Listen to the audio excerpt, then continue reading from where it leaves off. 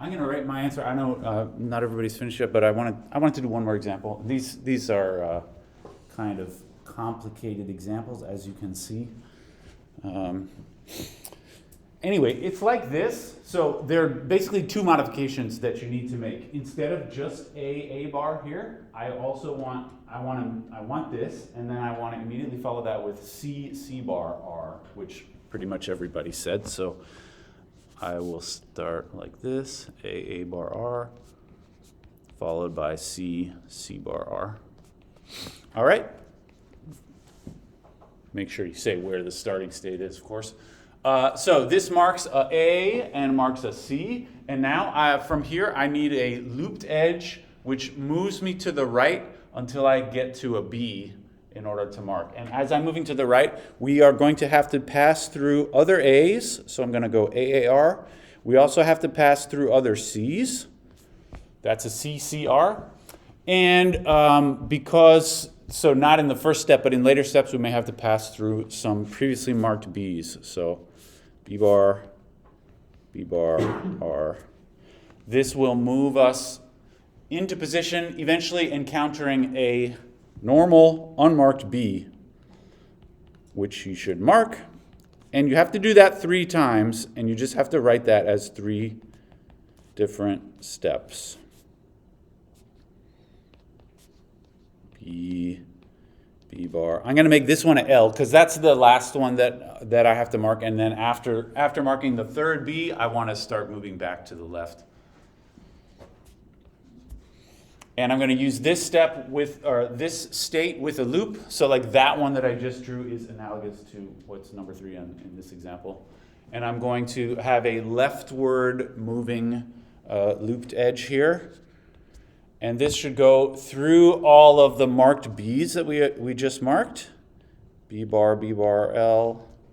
Also has to move through some unmarked C's and unmarked A's. So I go AAL and CCL.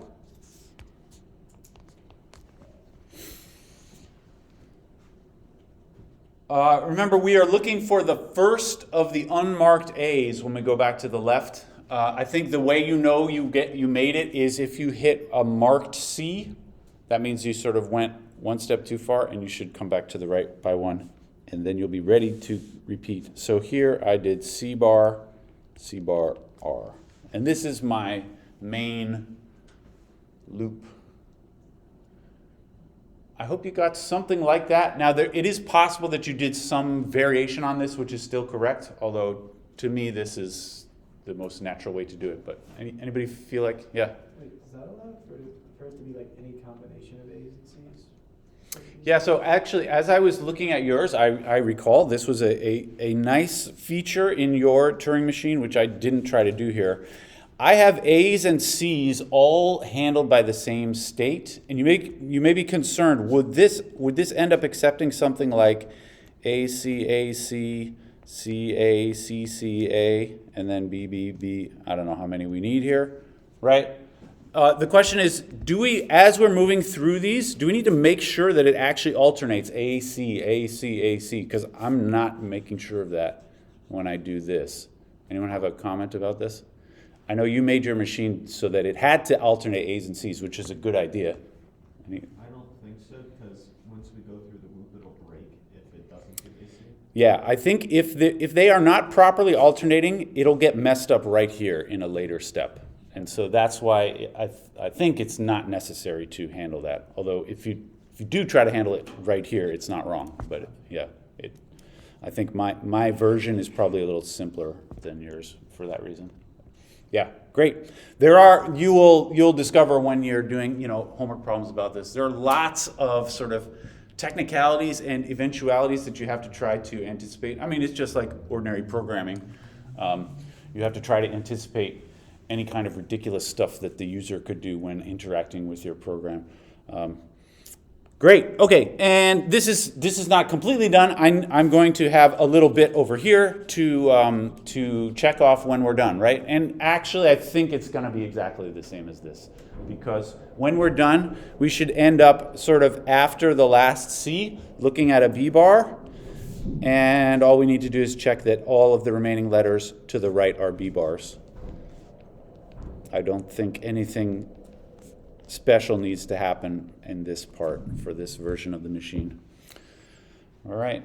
Fairly complicated, in my opinion.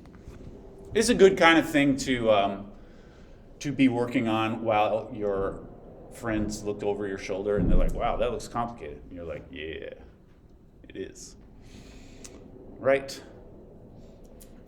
Excellent. All right, I had one more example that I think we can do in our remaining time. Yeah, we took the whole class to do 2 examples. Let's try, yes, how about a Turing machine for balanced brackets? All right. The balanced brackets language, this is one that actually is like deceptively easy to do on a stack machine, but I will just refresh our memory about what I'm talking about here.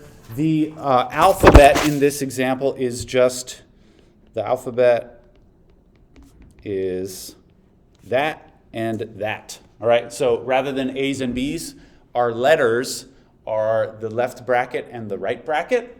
And our goal is to accept strings in which the brackets are correctly balanced. So like something like that is accepted, whereas something like this, this is not accepted. Oh no, that's okay. Sorry, I meant something else. How about that? That's not accepted, because the brackets are not properly balanced. Right? How do we do it using a Turing machine? This is a difficult example in my opinion because even like me, I'm not even sure how I do it when I'm reading one of these strings to tell if the brackets are balanced or not. Like this one, I sort of match them up. Lefts and rights. And that first one does match up, whereas this one I could match there and there, but then these guys don't work, right? And so that one is not accepted. But how to explain exactly by what procedure did I just match them up in this way? I would say it's not really clear. For example, you might think, can't you just, well, one thing I'll say is we are going to do this Turing machine with a similar strategy in terms of like marking them off, because there is somehow each of the brackets matches with another bracket. So it is kind of, I'm going to mark off this one and then go find the matching one and mark that one off too. But the question of how do you find the matching one is not at all obvious. Like even in this first example here, how do I find the matching one? Like, okay, I see the first left bracket, and then I guess I will move to the right, searching for the appropriate right-hand bracket. And you might think, can I just cancel with the first one that I encounter? But actually, that's not true. Here, the first right-hand bracket doesn't actually match with this one here. So it would not be appropriate to mark off these two as if they were a pair, because they're not, right? So it is not a good idea, although it doesn't sound like a bad idea. It turns out not to be a good idea, though, to find the first left bracket and then go and find the first right bracket and match them up. That doesn't work. Strange but true fact, it does work in the other way around. So our strategy is, the strat, find the first right-hand bracket, then go back to the nearest left-hand bracket and mark them off.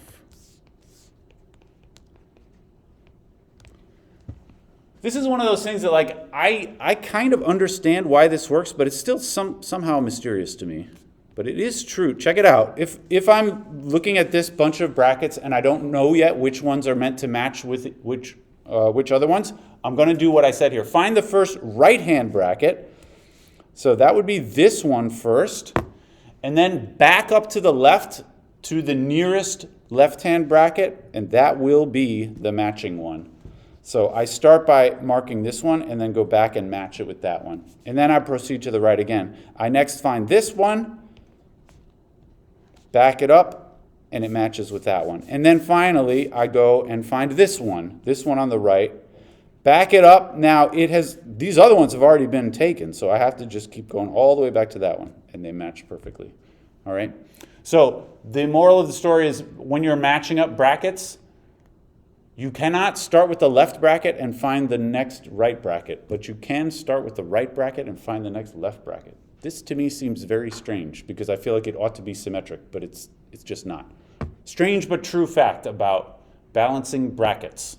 This kind of thing that most people never think all that closely about, but it's weird. Anyway, it's not so hard to make a Turing machine based on this strategy. Let's try it out. So we are going to begin, when I mark them off, I'm not going to like put a bar over each bracket. Actually, you'll see, as we're marking these off, it's not even necessary to remember which one was a left versus a right. So when I mark these off, I'm just going to mark them by changing it to X or something. I'll just like X it out, meaning I'm done with that bracket, all right? You might worry about, don't I need to like remember which ones are X'd out right-hand brackets versus X'd out left-hand brackets? And it turns out not to matter. So I'm just going to X them out I'm going to mark them off by turning them into X's. So anyway, the beginning of my sort of algorithm here, first we need to find the first right-hand bracket. That means immediately we should start by moving ourselves to the right a bunch of times until we find a first right-hand bracket. That would look like I have to move, to the right through some left brackets. This looped edge will just continue moving the head to the right through a bunch of left-hand brackets. And in later steps, we will also have to move to the right through some previously marked off brackets. All right? Anyway, eventually we will encounter a right-hand bracket, and that we want to mark off. So I'm going to do that like this. Right bracket, X. And then is going to be a L move. That's because, remember, the strategy is we start on the left side, we go to the right looking for the first right-hand bracket. Once we find it, we mark it off, and then we start going back to the left looking for the nearest left-hand bracket. All right? So I'm moving to the left. Now, as we move to the left, I'm looking for a left-hand bracket. You may have to go through some previously marked off ones. So I'm going to put a little XXL here. That means as I'm like, I found the right-hand bracket, as I'm moving to the left looking for the matching one, I may go through some other ones that I've already marked off. That's the XXL. Not my t-shirt size. I'm an L guy myself, in case you ever want to get me a t-shirt. All right? And then eventually, you, after having gone through a bunch of X's, you will find the left-hand bracket, and that one you want to mark off, and you will have matched up. And that's when you want to go back to the beginning. So actually, the whole thing is just this. Left bracket, X, and then R. R because I have just matched off the left one. Now I want to continue my journey into the right to find more right-hand brackets to match off. All right. I said this is basically the whole thing. There needs to be some extra steps at the end. So if the string is all correct, can we just think about what will it look like at the end? So if you start with one that is properly balanced, eventually it looks like, well, if everything works out great, then everybody gets matched up and everything turns into an X, right? But if you think about just the way that this whole thing is structured, where will the head be at the end of a perfect computation? The last step was to change the last left bracket into X. Now, if it was proper, the last left bracket is probably over here, right? And so from here, just to make sure there's no extra business hanging out over here that never matched at all, I'm going to go through the whole string and make sure that everything is a X. So there's going to be similar to this thing at the end over here. I'm just going to make one last trip through the string.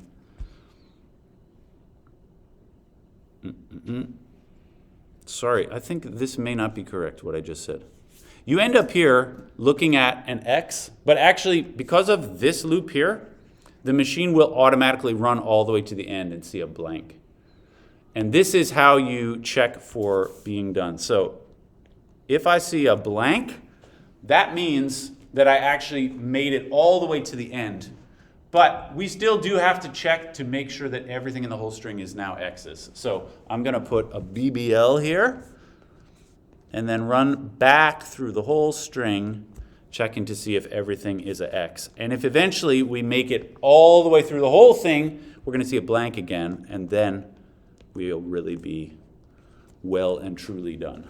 All right, so this last bit here just goes once more through the whole string to ensure that everything has been properly marked off and there were no like extra left brackets for the beginning of this string. Yeah. Don't we need one after the XXL to go back all the way to the right and then the blank?